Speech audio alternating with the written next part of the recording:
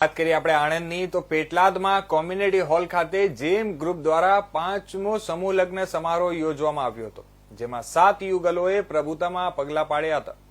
સમૂહ લગ્નમાં જોડાતા સમયે આયોજકો દ્વારા વર કન્યાના પરિવારજનોને સમૂહ લગ્નમાં ચાંદીના મંગલસૂત્ર, તિજોરી, પલંગ, એલઈડી ટીવી, ફ્રીજ, ઘરઘંટી અને રસોડા સેટ આપવાની જાહેરાત કરી હતી। આજે સમૂહ લગ્નમાં આયોજકો દ્વારા અગાઉ જાહેર કર્યા મુજબ ટીવી, ફ્રીજ, ચાંદીનું મંગળસૂત્ર અને ઘરઘંટી તેમજ રસોડા સેટમાં પૂરતી વસ્તુઓ આપવામાં નહીં આવતા વર કન્યા પક્ષના લોકોએ ભારે હોબાળો મચાવ્યો હતો અને આયોજકો દ્વારા સમૂહ લગ્નમાં 21,000ની ફી લીધા બાદ છેતરપિંડી કરી હોવાના આક્ષેપો કર્યા હતા। જ્યારે આયોજકોએ અમોને દાતાઓ દ્વારા વસ્તુઓ આપવામાં નહીં આવતા અમોએ વસ્તુઓ આપી નથી તેમ કહી હાથ અદ્ધર કરી દીધા હતા।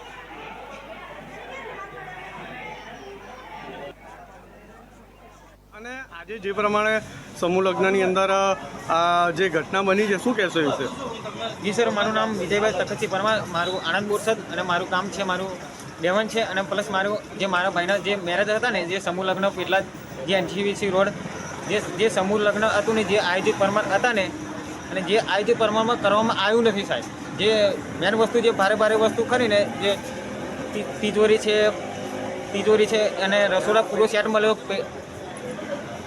મળેલો છે એમ પ્લસ અને જે વસ્તુ જે આપણે 4 વસ્તુ જે ભારે આઈટમ ખરીને એ આઈટમ આપવામાં આવી નથી અને સંચાલક એવું કહેવા માગે છે કે દાતાઓ અમને આપી શક્યા કેમ આપી રહ્યા નહીં, બરાબર। દાતાઓને એમને જણાવવું પડે પાર્ટીને, અને પ્લસ પાર્ટીને એમને સવારમાં એમને કન્ફર્મ ના કર્યું કે અમે પાર્ટીને કે છોકરી પક્ષવાળાને કે અમે આવી રીતે મૂંઝવણમાં છે, બરાબર।